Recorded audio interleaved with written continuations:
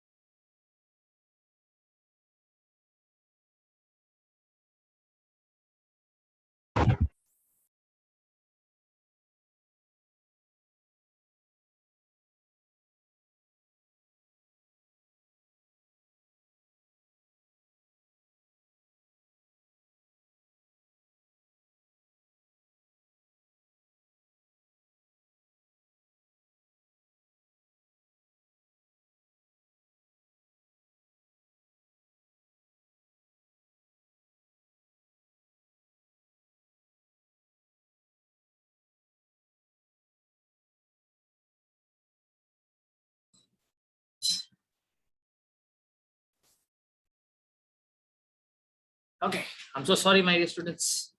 So I was traveling and I just got home, and you can see is just now I got refreshed.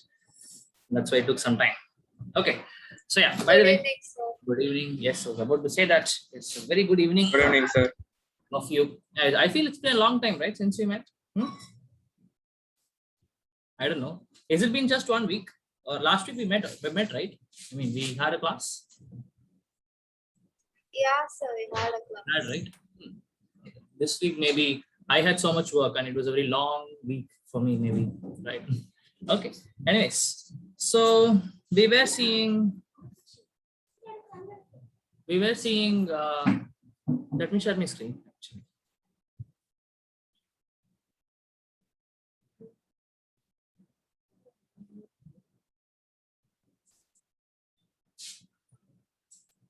Okay. So if I can just see what we saw, what we ended up with seeing last class, right? We finished geometrical isomerism, you remember, right? Geometrical isomerism is going to be possible with C double bond C. Right? 1 second, just a moment.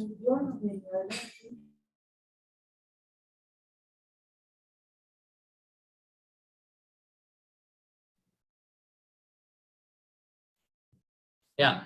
So we saw geometrical isomerism can be possible with C double bond Cs when you have, right? Or when you have a ring, right? Not when both of them are there. Okay, not when both of them are together. Oh, my video is off, I guess. Or am I talking? Okay. Right. So yeah, and we know that if I need to have a geometrical isomerism, right? I need to have this C double bond C, right? With two different atoms, A, B, like this, or A, B, C, D, all four are different, right? And then if at all you need to have geometrical isomerism in your cyclic structures, right? You need to have two substituents, right? I need to have at least two substituents should be there on the ring, right? And the substituents should be on different carbon atoms, right? Say for example, if I ask you that this compound right? If this compound gives me geometric isomerism, what will be your answer? No, sir. Okay, why? Because you see that if I can draw the structures, right, we know that these two bonds are going to be are not in the same plane, in the sense that one of them is pointing away from us, that we were represented by a dashed line, and I know that another bond which will be there in the form of a wedge, that will be pointing towards us, towards you or towards me, whomever with respect to you are speaking. Anyways, so now you see this is the only possible orientation I can have, right? Right, either this methyl group is pointing group or pointing away, or if this methyl group is doing that, doesn't matter, because both are methyl groups. All right, right. But if I have, say, one methyl group here, and if I just replace this one, oops, okay, if I just replace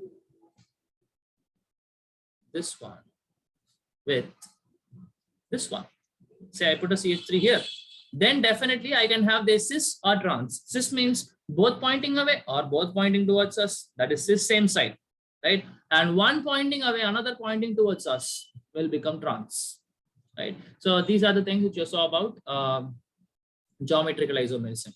Okay, now then I told you in the beginning of this isomerism class itself that isomers, right, can be divided into two categories. One is what is called as configurational isomers, right? And then we have something called as conformational isomers, right? Configurational, under configurational, only you see structural and stereo. Under stereo, only you see geometrical. Under structural, we know what all we have: position, chain, ring chain, metamerism, tautomerism. Tautomerism, we didn't see yet, but we will see, right? Okay. And then, okay, the other part of isomerism is what is my conformational isomers, right? Now this happens, we know that this important information, right? Important information that a CC, single bond, can undergo free rotation, right? That bond can rotate. I hope even I showed you a video of how that happens, right? Say I know that there will be two electrons here. One will be rotating like this, the other will be rotating like this, right? So you see that the orientations of these three bonds which are there, will keep on changing with respect to each other, right? Okay. So that's what makes, again, the orientation to be different, right? So that comes under conformational isomers, right? Okay. So for us to understand this, we took the example of this normal ethane molecule, CH3CH3, right? We saw how we can represent them, like how I can represent the rotation, right? So we understood that there are two carbon atoms, CH3, two carbon atoms, right? Now one carbon atom is represented by this red, right? And the other carbon atom is represented by the red color line, red color circle which I have, and the dot which you see is going to represent my other carbon atom, two carbon atoms. One represented by dot, the other represented by a circle, right? Fine. And then we represent three hydrogens. Now there can be two possibilities, right? There can be millions of possibilities, as I've already told, right? Depending on, say, each degree rotation, you can have different orientation, right? 0.1 degree, you can have different orientation. So that we are not worried about, right? We are just worried about the two extreme cases, right? Two extreme cases. The first case is where the three hydrogens of this carbon and the three hydrogens of the other carbon are at the closest distance with each other, right? They are the closest. Now they are closest to each other. This is one extreme case, right? Now I say, if I have to understand this, if I rotate this by 60 degrees, okay, now I said 180 degree, even if you rotate this by 60 degree, all right, any multiples of 60, I would say, like 1 times 60, 2 times 60, there is 120, 3 times 60, 180, right? N times 60, if you do, right, you will end up with this kind of conformation, I would say. Like the exact word to use, this is one conformation, this is another conformation. Conformers, if you want to call, right? CON conformers. Okay, this is M. Okay, right? So this is how you call it. Anyways, so in this case, you see that the hydrogen atoms are farthest away from each other. This is the maximum distance I can have between any two hydrogen atoms, right? So these two are the extreme cases. Okay. Now we know that whenever the hydrogen atoms are the closest, we call that particular conformation as eclipsed conformation, right? And whenever you're able to see all the 6 hydrogens, obviously, if I told you, like if at all in case of eclipsed, you will be able to see only 3 hydrogens. The behind ones will not be visible, right? But in case of staggered, as we have mentioned, that all the 6 hydrogens will be visible to you. Okay, fine.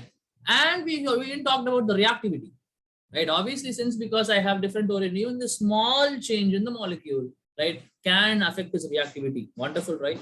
Okay. Now, how do we understand this, right? We not in see.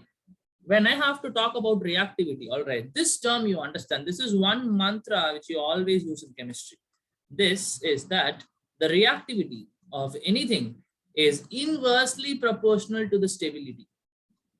Okay, this is a very important mantra we will be using a lot of time, right, in your organic chemistry in 11th as well as in 12th.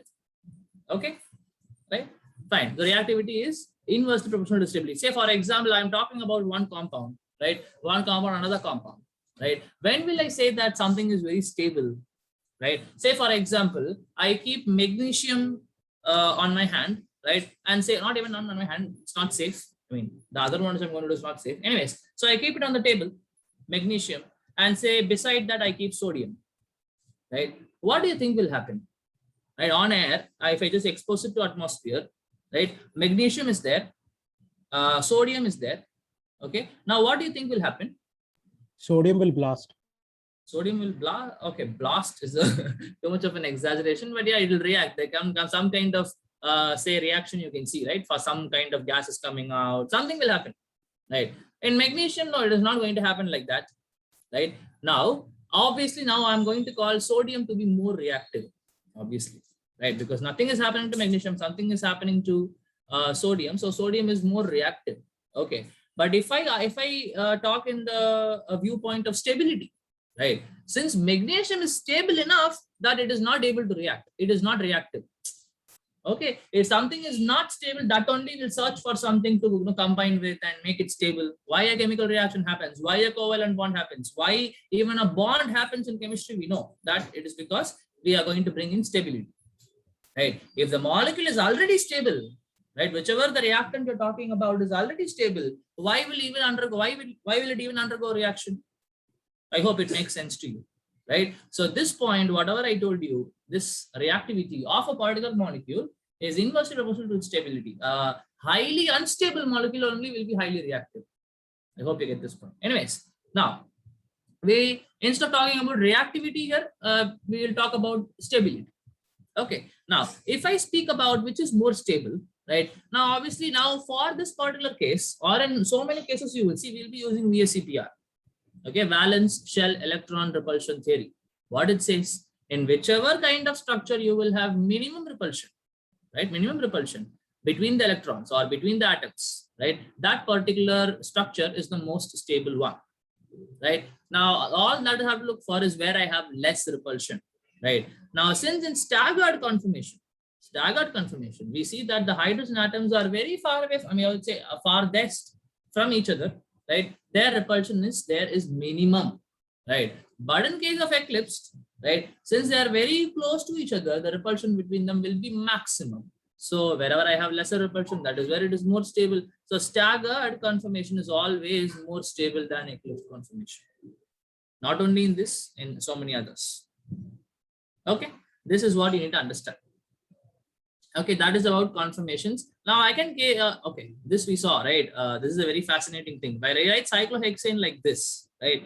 But cyclohexane can exist in this chair conformation. It can exist like this also, people. I mean, very bad at drawing, but yeah, this can also, the cyclohexane can also be in this shape. It is called boat conformation, right? I can have a twisted boat. Okay, I think we have spoken about this, right? So all is the big, see, now we will speak about this, okay, right? Fine. When I talk about stabilities of rings, let me speak about this.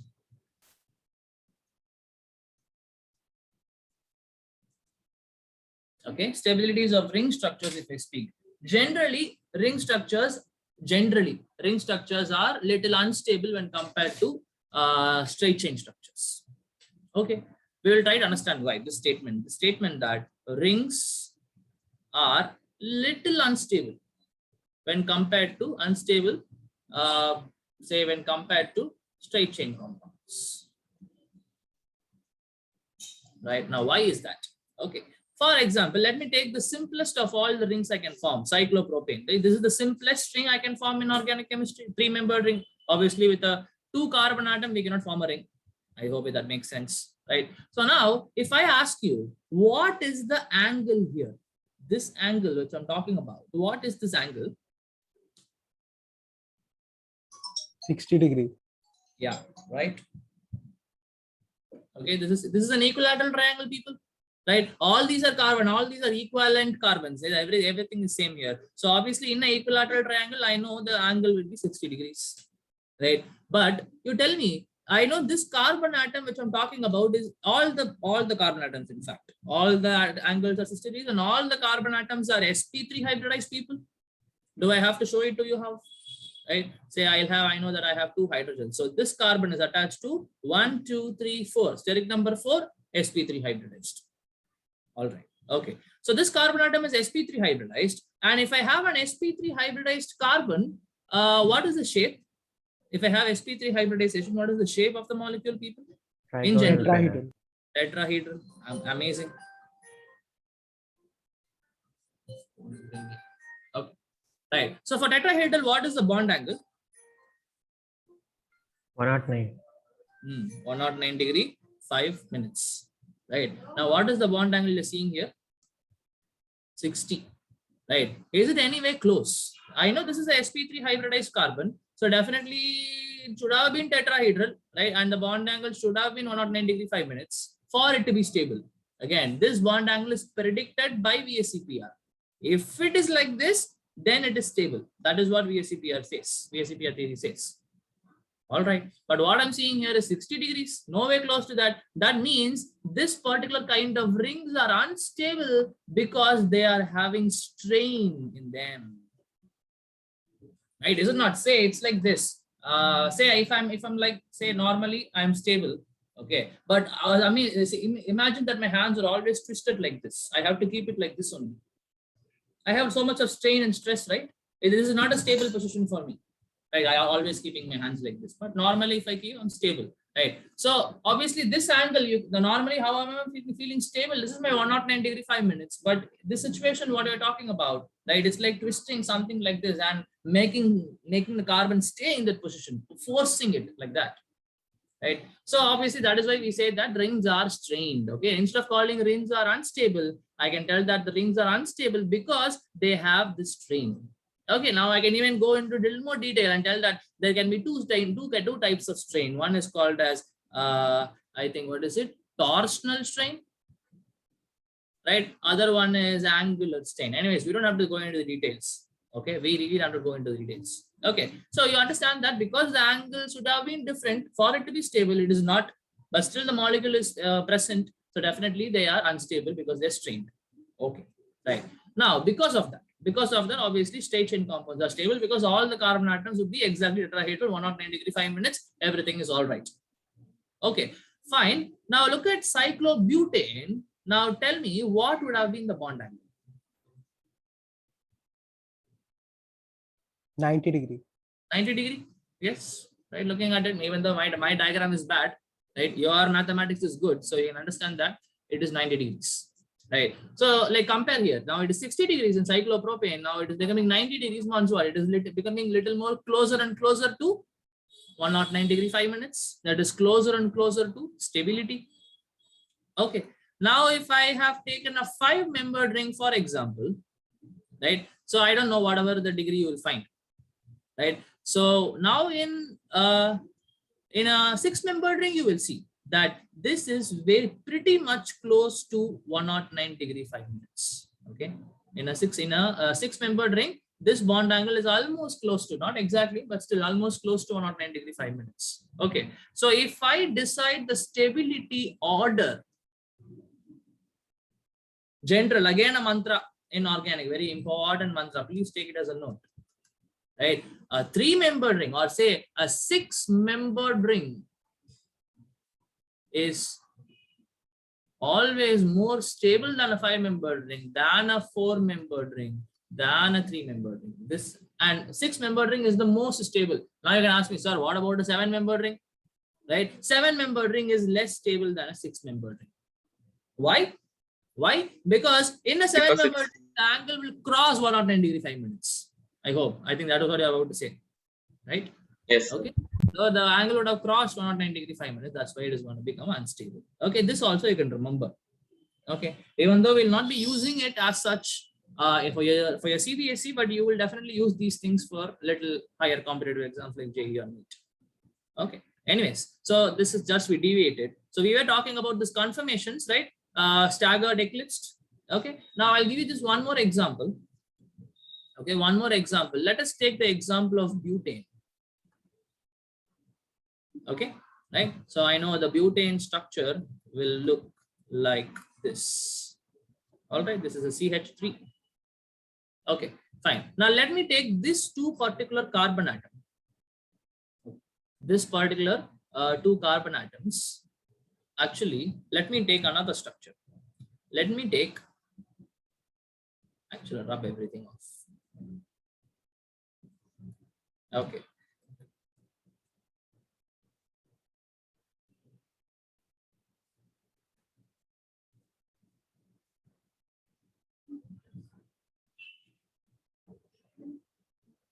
Okay. So basically I'm taking 2,2 dimethyl butane. Okay, 2,3 dimethyl butane. Okay, so I am going to consider this carbon and this carbon. Okay, say this carbon I will make a red hashtag mark, and this carbon let me make a blue hashtag mark. Okay, fine. So let me represent one carbon with a very big dot as we do in the previous case, and let me take the other one to be a ring, and the hydrogen atoms also will keep accordingly. This is also, no, this is, see, look at what and all I have.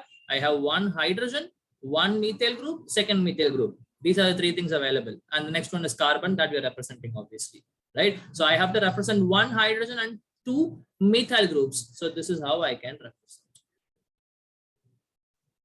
Okay, two methyl groups and one hydrogen attached to this carbon, the red color carbon.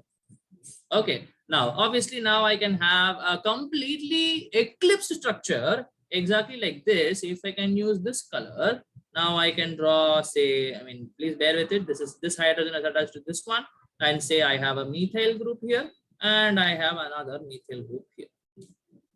Okay, even though it's like looking straight line, it's not. Okay, hope you understand what I'm trying to say. Okay, this is my complete eclipsed conformation.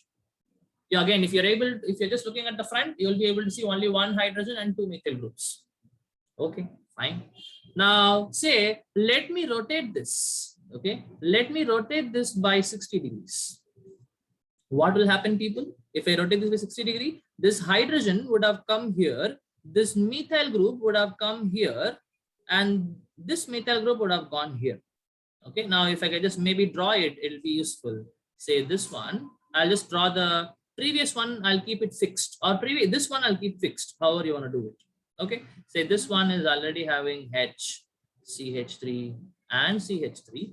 All right, now if I go to the red carbon, I have rotated this by 60 degrees, so this hydrogen would have come here like this, 60 degrees. Am I right? Yeah, each one will be 120, 120. Yeah, correct. 60 degrees is here. Okay. Now, this methyl group, red color methyl group would have come here. Okay. And another methyl group would have come here. All right. This is what would have happened if I rotate by 60 degrees. Okay. Now, can you call this a staggered conformation? Yes, sir. Okay. Say whenever we meet, I know that the online classes are going to happen. Oh, sorry, not online. Offline classes are going to open soon, very soon, right? So at that time, whomever gives me the answer to this question, let them give me a treat. Okay, something. And please remind me. Okay, I'm very bad at all this, but please remind me, sir. You told me when we meet, you give me this. I will give you that. Okay. So I want someone to draw a better staggered conformation and send me a picture. This is not the best staggered conformation I can have. This is somewhere in between, okay? And I'm going to call these kind of structures as skew structures or gauche conformations. This is a new name again, conformation. Okay, again, the spelling is wrong. Again, I'll write it. Right, these kind of structures are what are called as skew or gauche conformations. Okay, so yeah, someone, whomever wants to participate, please participate and let me know if you can draw a better, or I would say the exact staggered structure.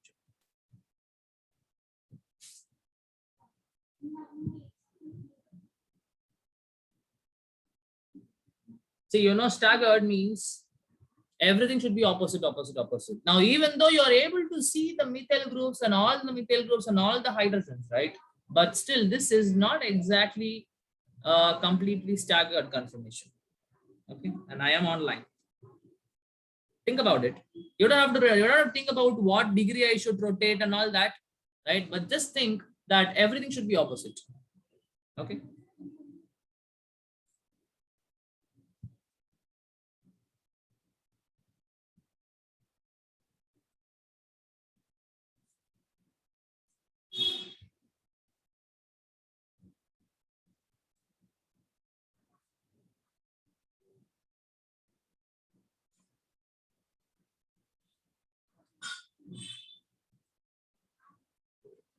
Nobody, or nobody's trying. Anybody can give me the exact staggered conformation? This is eclipsed, right? Perfectly eclipsed. Now say if I have kept the hydrogen and here, like, let me draw it like this, okay? Say I have kept the hydrogen, CH3. Sir, can you check? Okay, got one. Okay, so this is Suprajit, right? Suprajit, you are getting a treat.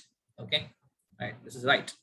Okay, say people, let me continue here, right? Okay, so I have this H, like what if I wrote H here and CH3 here and CH3 here, not CH3, sorry, H.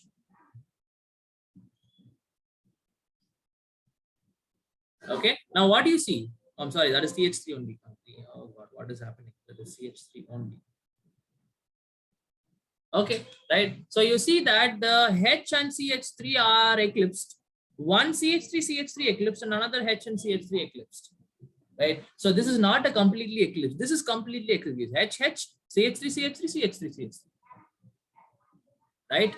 Okay. Now you see that none of the groups here are completely staggered. The hydrogens are nearby. They are not exactly opposite. The hydrogen should have been here. Okay. This hydrogen, if it was here, then it would have been. Anyways, now I will draw you the perfect staggered conformation.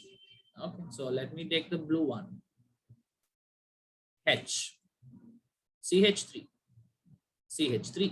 Let me take the red one and write my staggered conformation like this. This CH3 and CH3 are completely staggered. This CH3 and CH3 are completely staggered. And the hydrogen and hydrogen are completely staggered. This is my staggered conformation. I don't know how many of you could imagine it, right? But this is what I would have expected. Okay. So Suprajit, remind me when we meet. Okay. Whenever that day comes. Okay. Right. So what I was telling, yeah. So any other structure you get, this is perfectly eclipsed. Whatever the structure which we wrote here is perfectly eclipsed. And this structure we wrote is completely staggered, perfectly staggered. Any other structure you write, okay, will become skew or gauche conformation. Whatever structure, other structure you write, whatever you can think of, will become skew or gauche conformation. So I can have n number of skew or gauche, but one staggered and one eclipsed is what is the possibility. Okay. Fine. So that is about your conformations. That is about your conformational isomerism. And with that, we have completed your isomerism part. Anybody has any questions?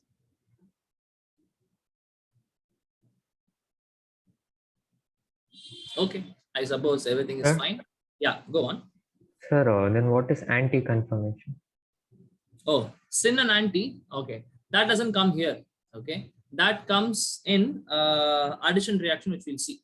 Okay, in hydrocarbons, next term. It has nothing to do with isomerism. Okay, it has to do something with how the addition reaction happens, and that we'll see in hydrocarbons next term once you write the exams. Okay, Okay, Sin and sir. N. Okay, good. That is a Uh, nice sir? thing to learn. Yeah, go on. Sir, in the staggered conformation, suppose like some of the molecules have a lone pair, then what would be the arrangement? Some of the molecules have lone pair. Yeah, then accordingly the lone pair would be right. Obviously, say first of all, if that's the case, you might not have 109 ° 5 minutes because of the lone pairs, right? So yeah, it will get complex. That's what will happen. That's it. Okay, obviously Okay. not for all molecules, you'll be able to get an exactly staggered conformation. Say if I had only, say if one of the methyl groups I removed and I put a OH here, right? Only if I have another OH, I can think about a staggered conformation, like say a fully staggered conformation, right? So not for all molecules will be able to get a perfectly staggered or perfectly eclipsed conformation, not possible. Okay, but Okay, sir. these two exist. See, these kind of things are more important when I go for cyclic structures. Okay, but that is not there in your syllabus, right? So you don't have to worry about this. This much you know for straight chain compounds conformations, more than sufficient. Okay, right. Moving on, people. Moving on. Now we are actually going to see what, right? This is my favorite part of this GOC. Okay, till now these are, I would say, little boring. If at all you find this itself so much interesting, I am sure that whatever you're going to see is going to be way more interesting, right? And if at all you felt that this was okay only, definitely this is going to be better. Okay, fine. So we are now going to see, we now know that these are all the molecules which can exist in organic chemistry: alcohols, phenol, like say amines, alkenes, alkynes, a combination of these, anything is possible, right? Now we are going to see how am I going to make them react. Sir? Okay, yeah, go on. Sir, did we discuss about optical isomerism? I told you, no, optical isomerism we'll discuss in 12th. So not now. It is there in 12th, not now. Yeah. Sir, little introduction. Little introduction. See, we are already ahead. Like, let me complete this chapter. Hydrogen amine is not going to teach, okay, because that is a full theory chapter and it is your responsibility to study. If you have any doubts, you can ask me. So anyways, we have a lot of time. So once I complete this, there's a lot of other things to see. Okay, that itself is a big chunk. Okay, big chunk optical isomerism. Right, some other day, maybe once we get some free time. Okay, hold your thought. Okay, so as I was telling, that we know that these kind of molecules can exist and their isomers can exist like this. Okay, now we are going to put them into reaction. Okay, but instead of just putting them in a beaker and adding the chemicals and making them react, right? Okay, we have to understand certain properties of that particular molecule is undergoing the reaction. Okay, say first thing you'll ask is what kind of functional group if I have, right? See, let me tell you this. For example, if you have a molecule like CH3Cl, okay, right? If you ask me, sir, this kind of molecule can undergo what kind of reaction, right? See, every kind of bond which you have in an organic compound is some way or the other important, right? Some bonds might be important to that particular reaction, some might not be. Okay, now if you ask me, say if I make it react with water, okay, this is my methyl chloride, the common name, or you call it as chloromethane, whatever it is. Okay, you put it in water and little you supply heat. Okay, what will happen is this will become methanol. Right, now what is happening? Right, you see that some reaction is happening. Obviously, the chloromethane is converted into methanol by just dissolving it in water. Okay, now the same thing can happen if I just put 2-3 drops of NaOH onto this chloromethane solution. The same product, you will get CH3OH. Okay, or in other words, like say if I have to just introduce you, I think this reaction you would have studied in your 10th class, right? CH1CH2. When I put H2 in the presence of nickel, you are seeing that I'm forming ethene to ethane. Okay, right? Now, same thing if I do, I say if I put H2 bar nickel, nothing happens. Literally nothing happens. Okay, so what you understand is for a particular type of reaction to happen, I need a particular type of bond. There are a lot of things involved here. Okay, what kind of functional group I have, whether I have a double bond or a triple bond, whether I have a carbonyl compound, exactly, depending on the functional group. Each functional group has its own kind of reaction which can give general reactions. Okay, but for me to tap into it, I first have to know the autopsy of all organic compounds. What do you mean by autopsy? Like, how do we analyze, right? How does the bond length, how strong the bond is, how stable the molecule is. We talked about stability, one of the very important criteria, right? Say now certain organic compounds are acidic in nature. We know acids will give me an entirely different type of reactions. So how to determine whether a particular organic compound is acidic or not? One question. If I give you two organic compounds which are acidic, which is more acidic, which is less acidic, accordingly I can do some pH calculations. Again, we'll be studying in equilibrium how pH plays a role, right? So a lot of investigation we are going to do regarding your organic compounds, lot of investigations, lot of tools I'm going to introduce you to that you will be able to use by yourself. I hate this. Yeah. So that you will be able to use by yourself to decide whatever I was talking about, say stabilities, acid strengths, basic strength. This compound is more reactive. This compound is less reactive. This compound will undergo certain reaction. This compound will not undergo this reaction. All these things can be decided if you're going to understand the second part of this particular chapter. Very, very, very, very important. Okay, very, very, very important in terms of organic chemistry. Very, very, very important in terms of 12th board exams. Okay, I'm not talking about 11th, I'm talking about 12th. As I told you, the organic chapters are majority in 12th, and if you do not understand this this part of the chapter and the next chapter, hydrocarbons, your 12th organic or say entire chemistry is going to be hell. Okay, now with that being said, right, I am going to show you, right, a flow chart of how generally an organic reaction happens. Okay, right. Now I have something called as substrates. Okay, I have something called as substrate. The substrates can be either any of the functional groups, say alkene, alkyne, whatever it can be. Something is there. Alkane, alkene, alkane, alcohol, aldehyde, ketone, carboxylic acid, amine, like say anhydride, amide, anything. Something is undergoing the reaction, which is undergoing the reaction. That is what is called as substrate. Or in other words, this is one of your reactant. Substrates are one of the reactants. Okay. Now to these substrates, right, I will add something called as reagents. Okay, we will add something called as reagents. And this is the another reactant.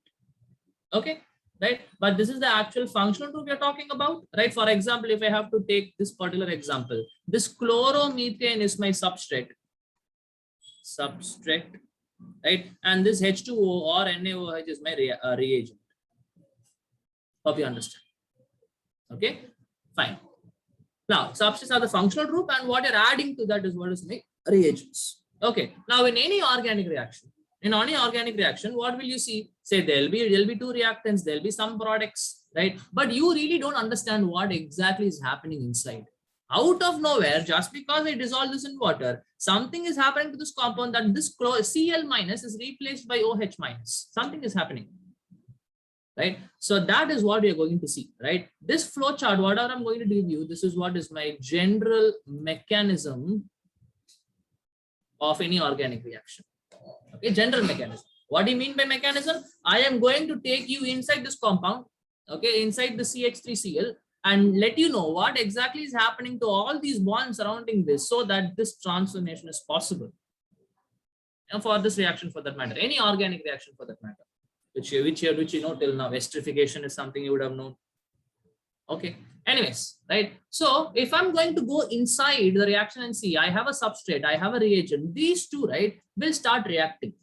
Okay, when they start reacting, you will study in 12th class in chemical kinetics that how exactly organic reaction happens. They will tell that these two reactant molecules will be in constant collision with each other. Okay, now when they collide, they're in between the reaction, they will form something called as intermediates. Okay, now these intermediates are somewhere this it's like this. Okay, if I have to explain, say I have A plus BC giving AB plus C, something like this. Okay, now you understand that I will be able to represent it like this. These two are, this is reacting together, and say, as you see that AB bond forms, right? AB single bond is forming and BC bond is breaking, correct? So I can show it like this. as the AB bond is getting formed, BC bond is getting cleaved. This bond is made, right? This bond is broken, but happening simultaneously. Right. So now you see that this is some kind of intermediate. Before you go to the final product, this is what you will see, is it not? Now, what is the final product happening? This bond would have been completely formed. This bond would have been completely broken to form the final products, is it not? So there'll always be some intermediate present in any reaction for that matter. Okay. So those are the intermediates I'm talking about here. Okay. Fine. Now these intermediates eventually you see that they are going to lose something. In this case, they are losing C. Or they can gain something, they are gaining A, right, to form the final products. Okay, so organic chemistry is a study of these entire things. Okay, you talk about reagents, you talk about substrates, they both will react together to form something called as intermediates, which are not going to be there for much time, and eventually they will form the final products. Okay, okay. Fine. Sir, so now, intermediates only form the products, sir. Like from the reactants, intermediates only form the products. Exactly. From the reactants, you have to go to the intermediate state. Okay. Now, for this okay. See, look at this. This intermediate is actually capable of getting back to reactants, or it can go to products. Okay. Now there are some conditions. If it wants to go to the product side, okay. Now there is some energy threshold. Okay, only if that particular energy this intermediate has, it will go to the product side. But if it has energy lesser than the threshold energy, we spoke about threshold energy in your photoelectric effect, if you can remember. Only if that much energy is there, photoelectric effect will happen. Same way, only if the intermediate possesses that much energy, it will be able to go to the product side. If that particular intermediate formed is not having enough energy, it will go back to the reactants. And again, the collision will happen. Again, they will try to form the reactant products. Do you get the point? Yes? Yes, sir. Okay, good. Okay, so that is what is the general mechanism. I told you that we are going to study about all of these. Okay, right. Now, substrates we already studied, right? We studied about their names, right? We studied about their isomerisms, right? But we still have to investigate more things about this. The reactivity. How do we decide the reactivity is what we will try to understand here. Reactivity not with respect to one reaction. A particular, say, haloalkane, for example, can undergo thousands of reactions, right? Or not all we'll study, but important ones we'll study. Okay, fine. So, and then obviously we'll investigate the intermediates. Products eventually will get formed. Products will not try to investigate much. But the first three things, definitely, if I can understand these three things, then definitely product formation is very easy to understand. Okay, right. Now, when I say reagents, okay, what and all are the different reagents I can have? Okay, now say I can have if you take majority of the reagents you can use. Okay, one are what are called as nucleophiles. Okay, fancy term, right? Nucleophiles. Okay, I can have something called as electrophiles, right? And I can have, say, a base. I can use a base as a reagent that is going to do something to the substrate. Okay. Or I can have anything, a protic solvent, like say H plus in the presence of H2O. Right. Now acid, base, electrophiles, nucleophiles. I can have what else? Reducing agents. Yes. Say, you know, what are the famous reducing agents? Oxidizing agents. KMNO4 can be used here for oxidizing something, right? Reducing agents you can use. Oxidizing agents you can use. Right? Anything else? You can even add neutral molecules, but I don't want to just go into so much. Generally, these are the things which we'll use. Okay, fine. Okay, right. Say maybe we'll speak about these. That is enough. Okay. Now, especially these nucleophiles and electrophiles, they are very important. Other things I think you understand, right? What do you mean by a base? Now, the role of the base is going to abstract a proton, abstract a H plus, if I have to say, from the substrate.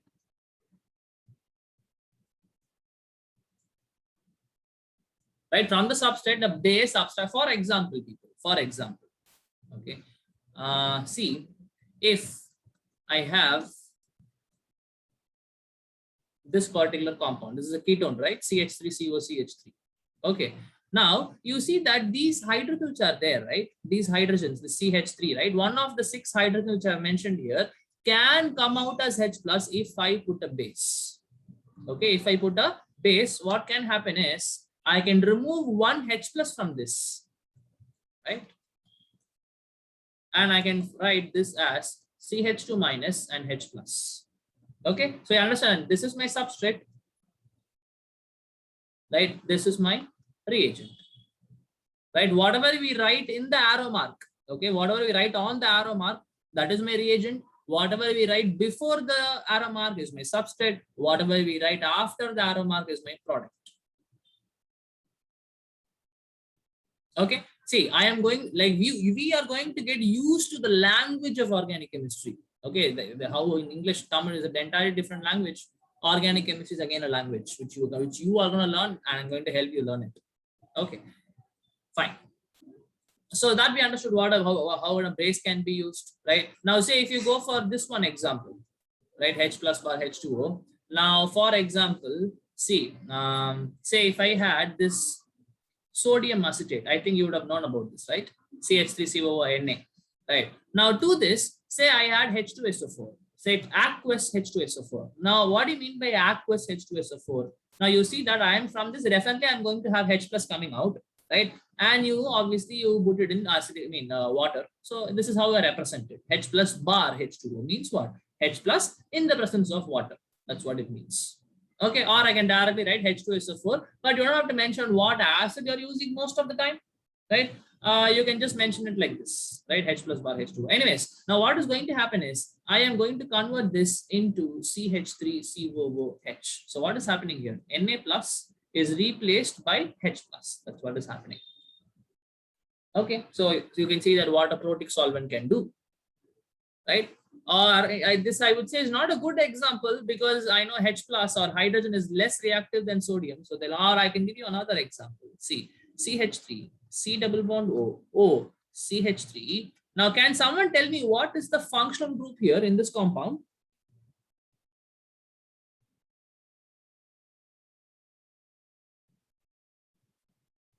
What is the functional group here in this compound?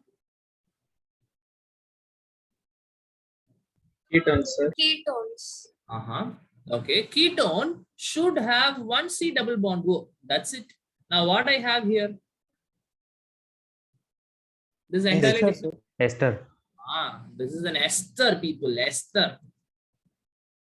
Okay. Now, how do I represent an ester? Ester will be represented like this. RCOOR. This is one functional alkyl group, say CH3. This is another alkyl group like CH3 or C2H5 or whatever it is. This is how you represent ester. RCOOR.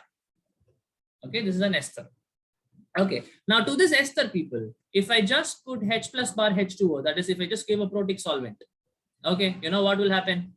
You will see that I would have formed CH3COOH plus CH3OH. Confusing, right?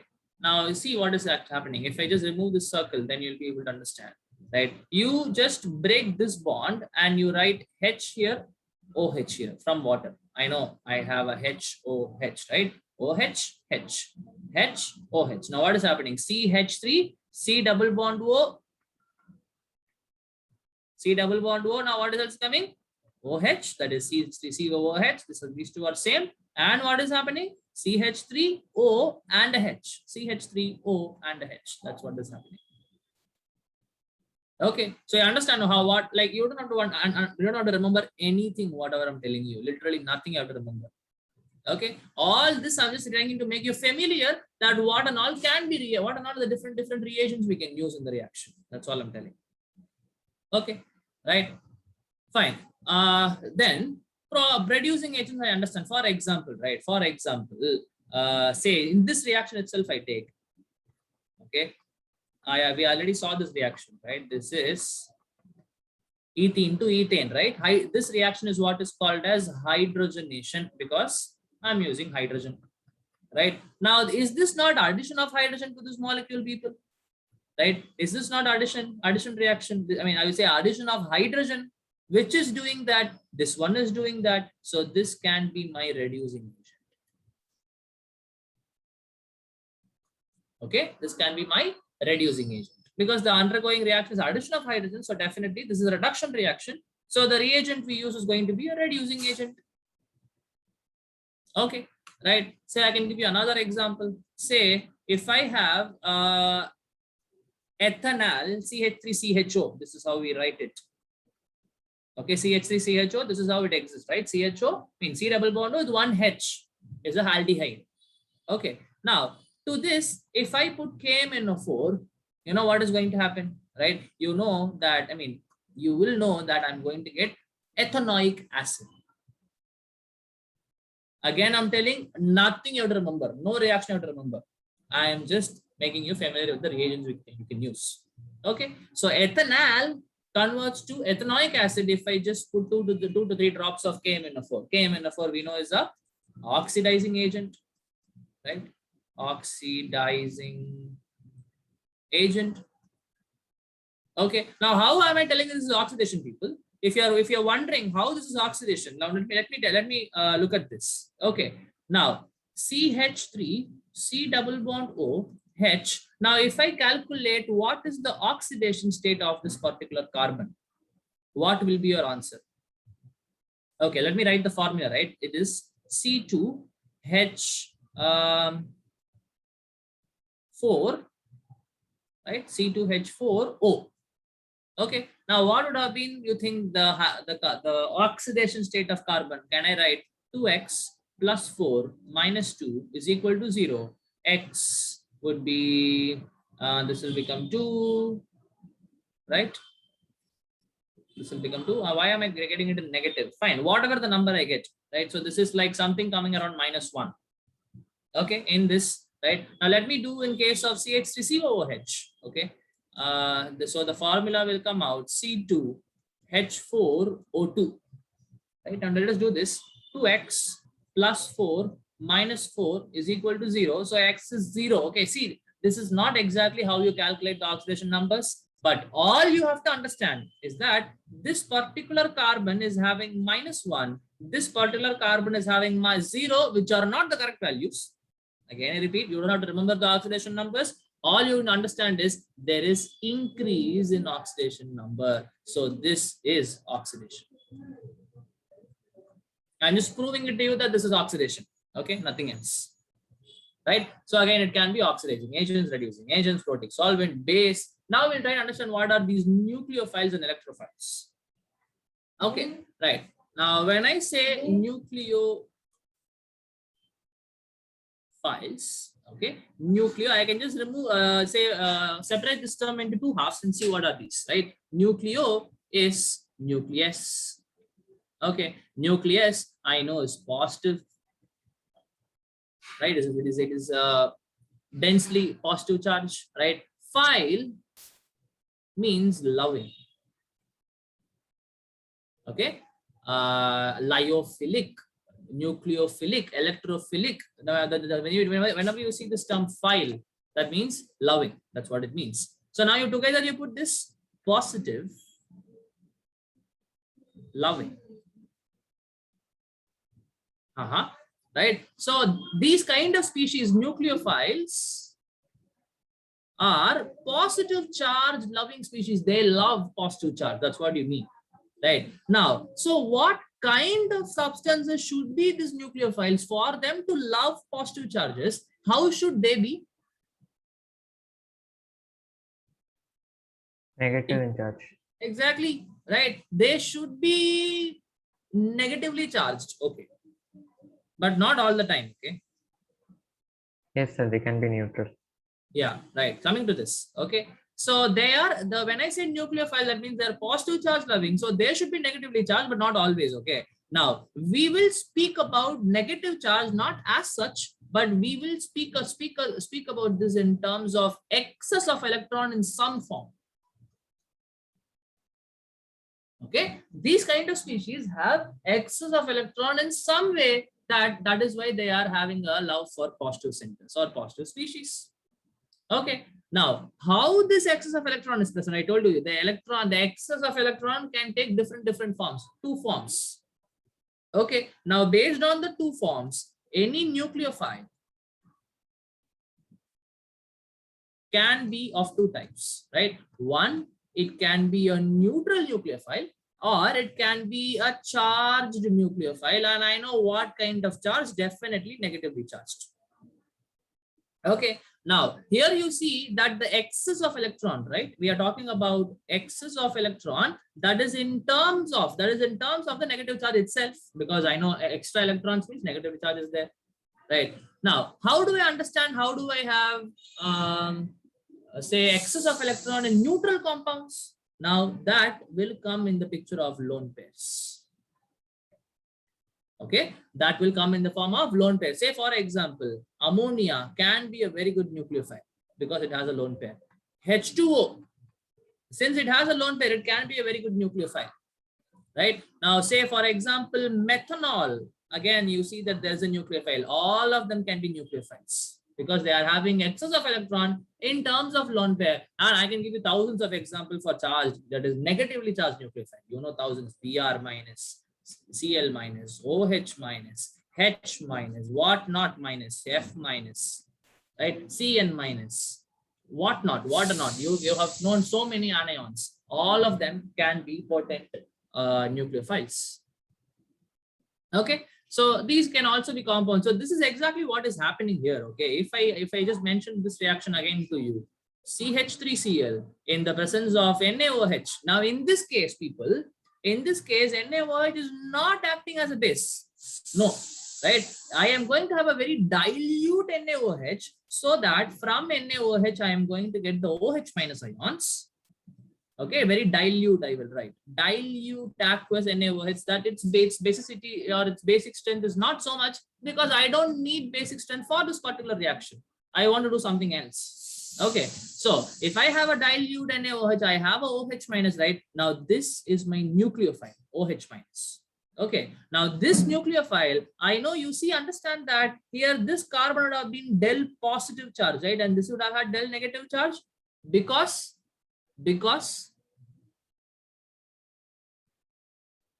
why? Because this is a polar bond. CCl bond is a polar bond, right? That means I know chlorine is more electronegative, so the electron cloud will be more towards chlorine, right? And the electron cloud is away from carbon, so it is having a partial positive. Okay, so now what is going to happen is, people, you have a partial positive and I have a full negative. You will see that this OH will attack this carbon, right? Now, if it attacks this carbon, now obviously carbon cannot have 5 bonds. Okay, so the Cl minus leaves to form CH3OH plus Cl minus. Okay, so this is what is called, these kind of reactions are what are called as nucleophilic substitution reactions. I think from the name itself you can understand. One nucleophile replaces another nucleophile. This is your like the displacement reactions in organic chemistry. That's it. Is it not? This is actually a displacement reaction. OH minus is replaced by or displaced by Cl minus is displaced by OH minus. That's what is happening. Okay, now you have nothing to remember about the arrows. Whatever I'm doing here, you will become well versed with it, don't worry. Okay, so this, like I told you, this is an example for nucleophile. OH minus in this case is going to act as a nucleophile. Right, what reagent gives it is NaOH. Again, NaOH, some reaction can act as a base, some reaction it can act as a source of nucleophile, that is OH minus. Okay, we will try to understand also how it happens. Okay, fine. So that is about nucleophiles. Right? They are positive charge having species. They can be neutral or they can be charged. Okay, and I can undergo nucleophilic substitution reactions. All right. Okay. Now, when I talk about electrophiles, I think you would have guessed by this time what electrophiles or how electrophiles can be, what are their properties, and so on and so forth. Right. So, electro obviously means electron. Phile means loving. Right. They are electron loving species, or in other words, I can tell they are negative charge loving species. Obviously, they are going to be positive charges themselves. Positive charges themselves. But again, since we did not call electrophiles as negative charges just directly, because they can be neutral also, here also that we cannot directly call them as positive charges, right? Okay, but how do I explain, how do I have love for electrons here? They have a love for negative things, negatively charged substances, right? So I will tell that these are species, right? Electrophiles are species which are electron deficient species, right? These are electron deficient reagents, or I will call it species or reagents, however you want to write, right? Electrophiles are electron deficient. What do you mean by electron deficient? Some amount of electron should be there, but that much is not there, little lesser is there. I can still accommodate more electrons like that. Okay, fine. Right, now again, based on how do I have the electron deficiency, there can be two possibilities. One, if I have a positive charge, obviously exact full positive charge will have a love for a negative charge, that is electrons. Okay, so but there's another possibility also. So these electrophiles can be of two types, that is they can be again as neutral electrophiles, or they can be charged electrophiles. Obviously they can be positive charges, example say H plus, NH4 plus, anything you can think of, anything, say Br plus, new one, right? Br plus, yes, possible. Cl plus is possible. NO2 plus is possible. NO plus is possible. Okay, you see all of them are positive charges, so they will have love for negative centers. Okay, right? Now, what about neutral? Right? All neutral nucleophiles are Lewis acids. Okay. Even though this chapter is not there in this term, ionic equilibrium, I'm talking about the equilibrium chapter. Okay. Now, I want you to teach this. Okay. I want to teach you this. Okay. I want to teach you this. Okay. Now, how do I define acids? Generally, people, what is your definition of an acid or a base? How do you define it?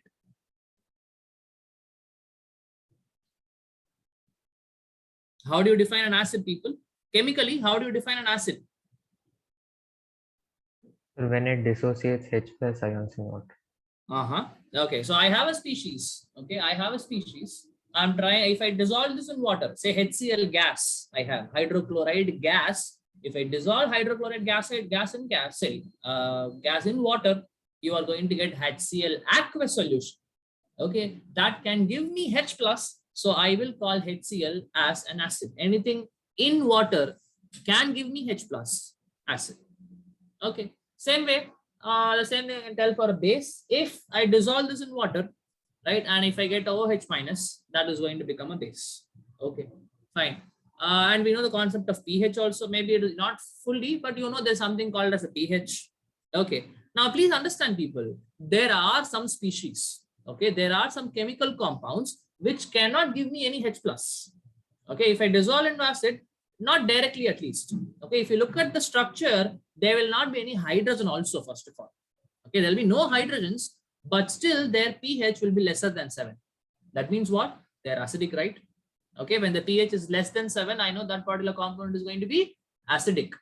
They don't even have hydrogen.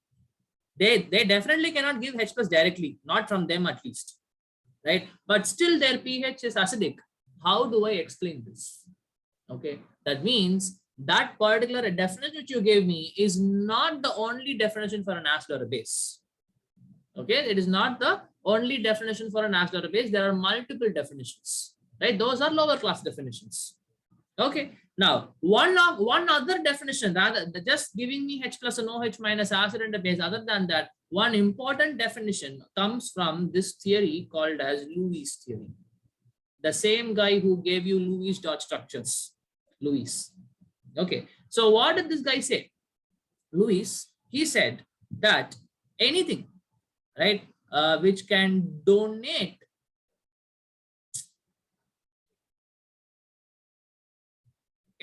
anything which can donate a lone pair of electron, a lone pair obviously means electron, and also can donate a lone pair can be called a Lewis acid. Okay, whichever is capable of donating a lone pair to some other species. Okay, that particular species is capable of donating can be called as a Lewis acid. Okay, right. Now the opposite, that is when something can accept a lone pair of electron. Oh, I'm sorry. These are Lewis bases. I am so sorry, people. I am so sorry. Whichever is able to donate a lone pair is what is called as Lewis base, right? And whichever is able to accept a lone pair is what is called as a Lewis acid. Okay. Now, if you want to understand this, okay, the best example I can take is ammonia. Okay. Now, ammonia, right? I will be able to explain ammonia that it is, now you see, it doesn't even have OH in the formula. You know, does it even have oxygen? No, right? So definitely it will not be able to give me OH minus directly. But if I dissolve this in water, all right, if I dissolve this in water, ammonia in water, you will see that I am going to form NH4OH, which can also dissociate to form NH4 plus and OH minus. Now see, indirectly it is producing OH minus, but this doesn't even have a oxygen in its formula. Okay, right. So without even dissolving, will I be able to prove that this ammonia is basic, right? Without doing this experiment. Okay, ammonia is basic, right? I want to prove that ammonia is basic without even using this experiment. That is, I don't want to even use water. Okay, theoretically, can I prove? Yes, you can use Lewis theory and tell that this is a Lewis base. Why? Because there is a lone pair here. Okay, there is a lone pair here that can be donated, right? I'll show you how. Now you see that ammonia has a lone pair. Now it can accept a H plus, right? Now this lone pair can be donated to hydrogen plus. Now why hydrogen plus? Hydrogen had one electron, correct? So if I remove this electron, that then it will become H plus. So basically this has no electrons in it, only a proton. That's it. H plus is nothing but a proton. No electrons are there. Okay. So obviously this can be donated to this. So now you see that some kind of bond is going to get formed. Can someone predict what is the type of covalent bond I am expecting between this nitrogen and this hydrogen? What is the type of bond? What is the type of bond I expect between the nitrogen and the H plus hydrogen? What kind of bond I'm looking for? Coordinate covalent. Absolutely, absolutely right. So you will see, because both the electrons are donated, this has no electron, obviously means I know in a coordinate bond, 2 electrons are going to come from one of the atoms only. But a normal coordinate bond, mutual sharing. 1 electron here, 1 electron here. That is normal covalent bond. But if 2 electron comes from one atom and donates and makes a covalent bond, that becomes your coordinate covalent bond.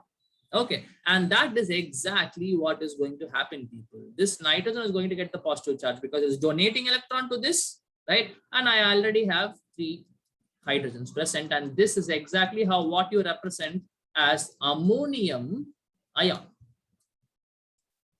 I know NH4 plus is what is called as ammonium ion, right? So you see that this ammonia is able to donate lone pair, right? So that is why I called ammonia as a Lewis base, because it is able to donate this lone pair to the hydrogen, make a coordinate bond to form NH4 plus. So that's why it's a Lewis base. Okay, okay, fine. Now let me take an example for a Lewis acid then. That is why we started all this. I wanted like this again, you will see in the equilibrium chapter. Okay, this exact same concept. I will tell, hey, that time you saw, you have to remember. Okay, now when I take a Lewis acid, all right, right. Now Lewis acid should be able to accept a lone pair. Okay, now for me to first accept a pair of electrons, 2 electrons I have to accept. Okay, for me, like it's not like O becoming O2 minus. No, I'm talking about a compound, not an element.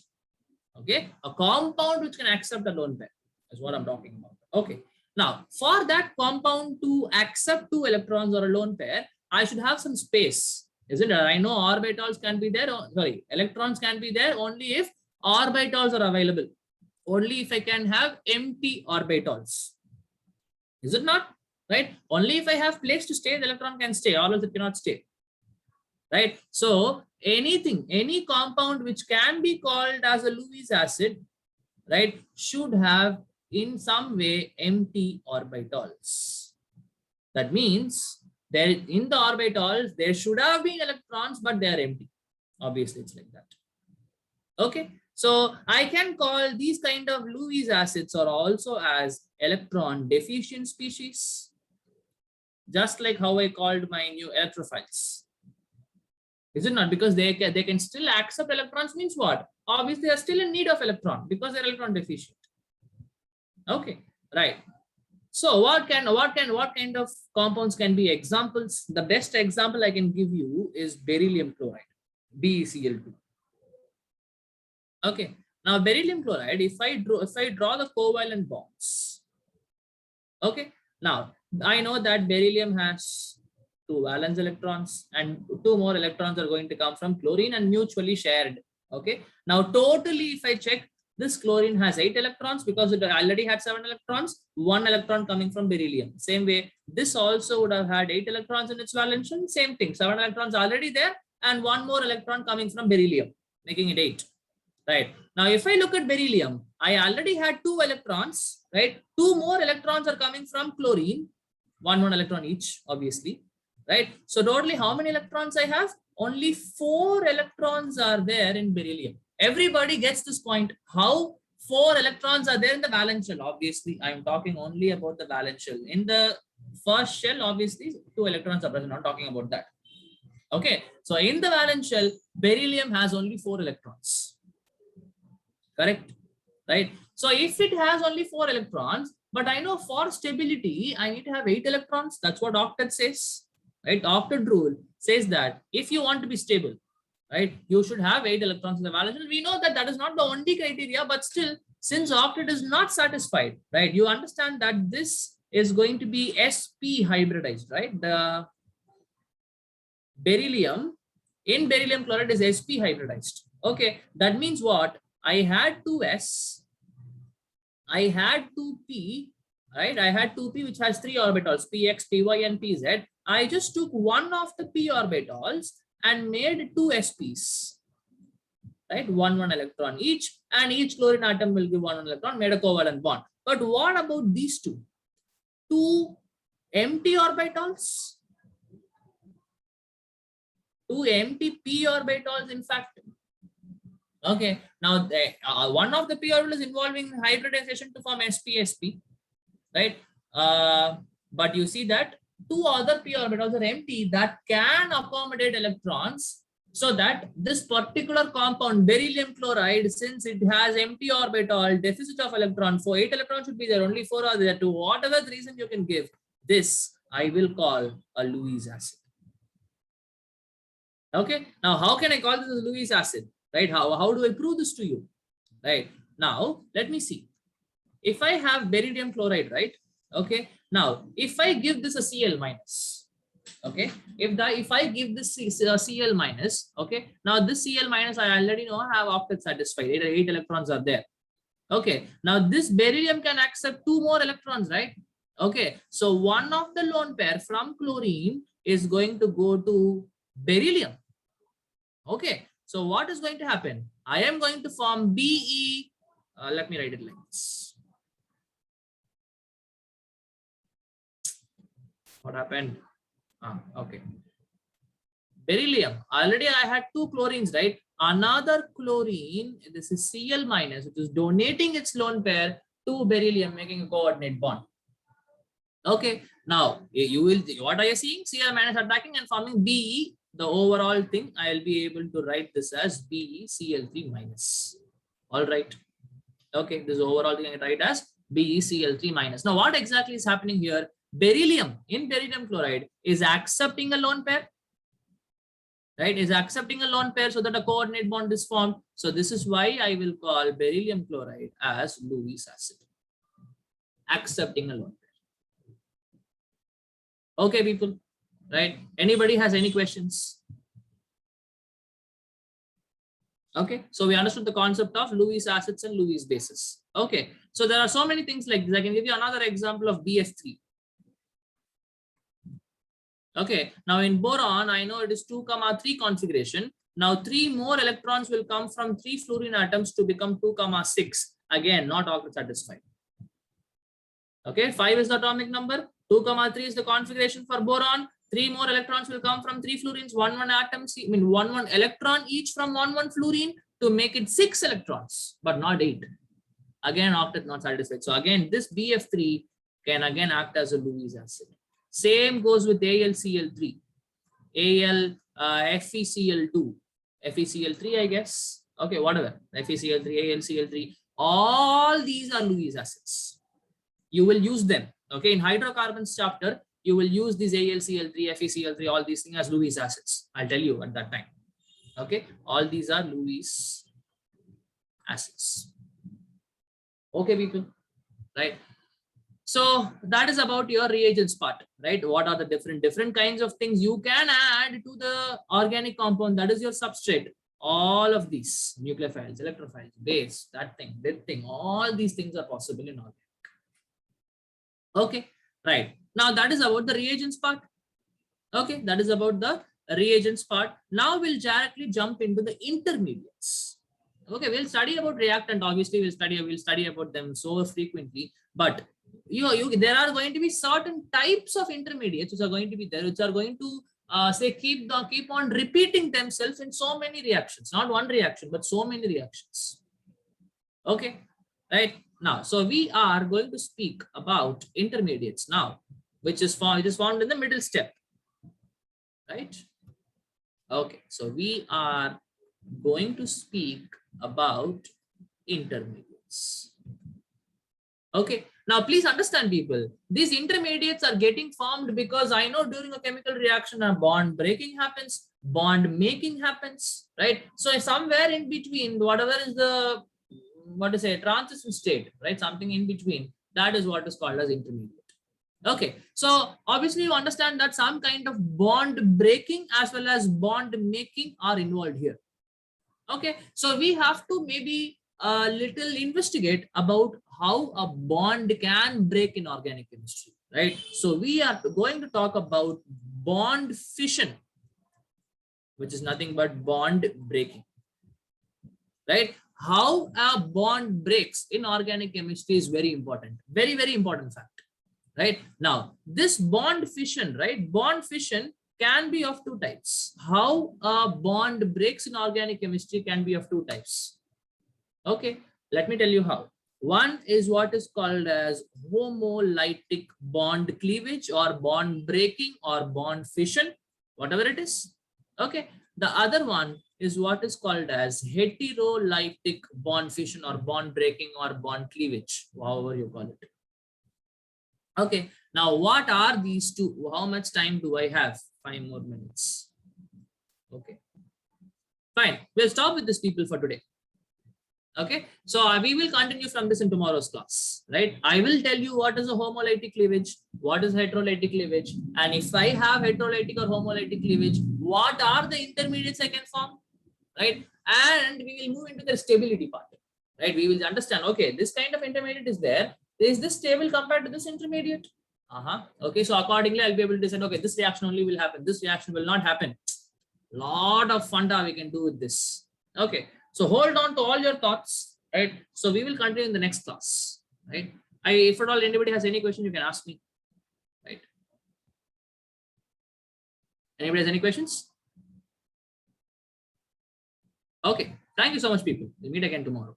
I'm ending the class. Thank you, sir. Thank you, sir. Thank you, everybody.